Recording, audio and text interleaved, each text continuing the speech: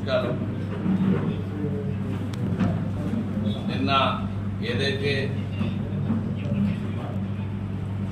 జరిగిన సంఘటన ఏదైతే ఉందో ఇది ప్రజాస్వామ్యానికి ఏ రకంగా కూడా ప్రజాస్వామ్యంలో చెల్లుబాటు అయ్యేటువంటి విషయం కాదు.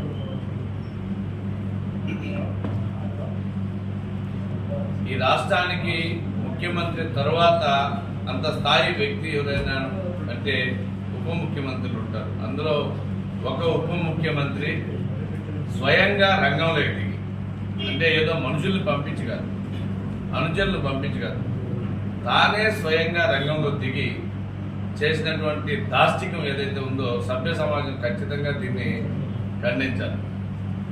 నిజంగా వైసీపీ నాయకులు, వైసీపీ ప్రజాప్రతినిధులు తలదించుకోవాల్సినటువంటి సంఘటన. అయితే వాళ్ళు రౌడీ